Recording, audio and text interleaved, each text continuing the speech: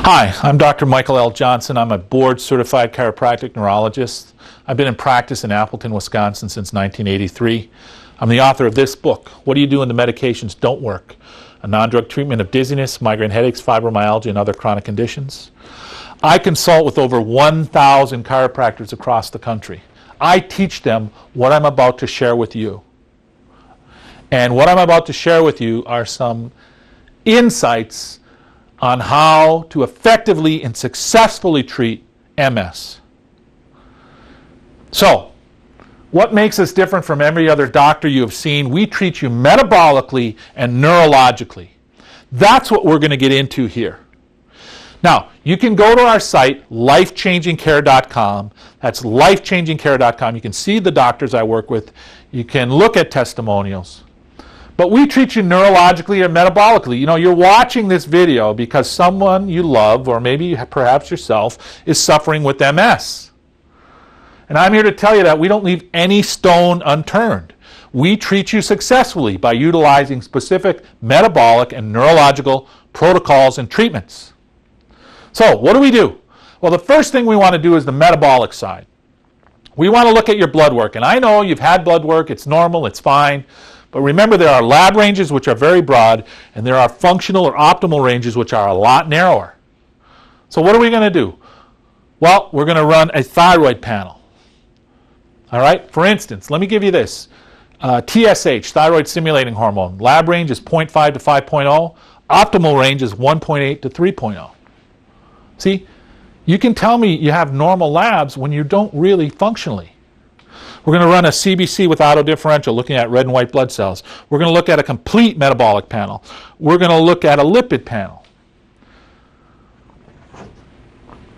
And you see, we can assess your thyroid, adrenal glands, liver, kidneys, red and white blood cells, gut function. All of these can have a factor with your MS. We do sensitivity testing.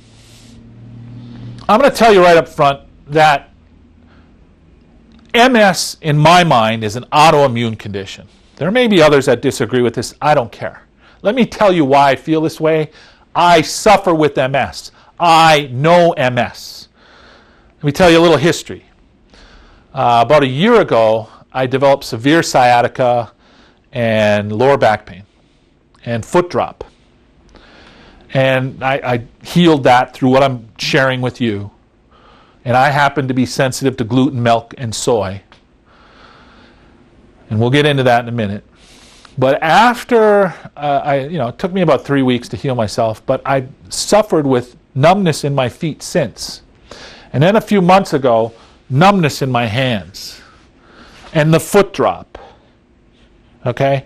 And then, last couple of years, bouts of depression. No reason to be depressed. Massively successful. Great practice. Great family. My wife and I have 5 kids. All extremely successful. Great program that I'm consulting with doctors. I mean, I should, if anything, be the happiest man in the world, but battling depression. So I go in and have an MRI. The MRI is inconclusive. I go have a visual evoked potential, and you all know what it is. I'm sure you've had it done. It's measuring the optic nerve. The optic nerve is the first to demyelinate, and that's positive. So I'm living it, okay, folks?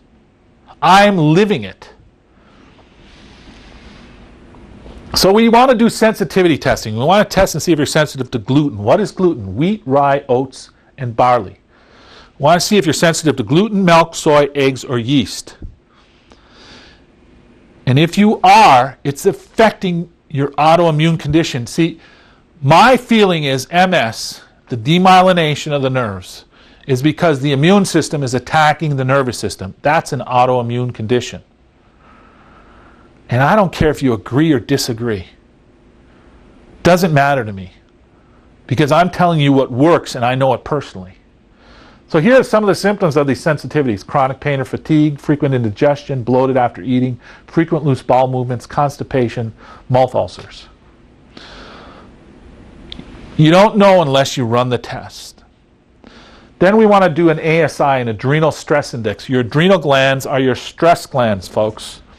Sit right above your kidneys. If you have MS, you're under stress. I don't have to tell you that. If you suffer from insomnia, you have problems with your adrenal glands. If you have problems with your blood sugar levels, you have problems with your adrenal glands. And the most important metabolic tests that we run are the immune panels.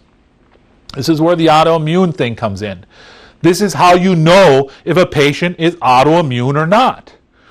You run the immune panels. There's two parts to your immune system, Th1 and Th2. It's a blood test that we're looking at. And if you're Th1 dominant, you're going to have high levels of TNF-alpha and interleukin-2. If you're Th2 dominant, you're going to have high levels of interleukin-4 and interleukin-10.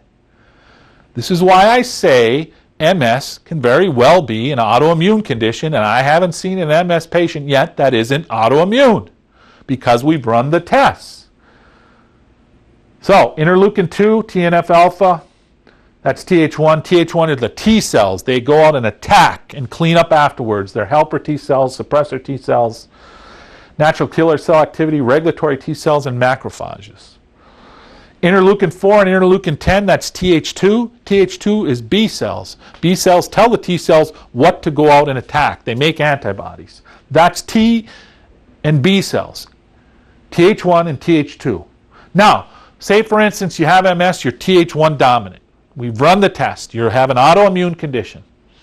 You know, there's no arguing with blood tests. I could give a darn what MDs say or don't say or think or don't think. I could care less because it's in the labs. The proof is in the pudding. So if you have a dominance, you want to find out what's causing that dominance. Is it an active antigen or dysregulation? What's an active antigen?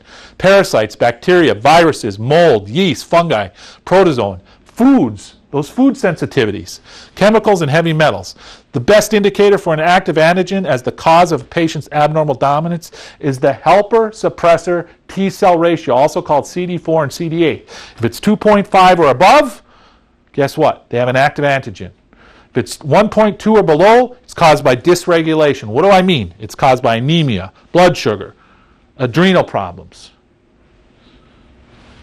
So that's why. And if you're suffering from an autoimmune disorder, you want to get to the bottom of it. And you don't know if you're suffering from an autoimmune disorder without running immune panels.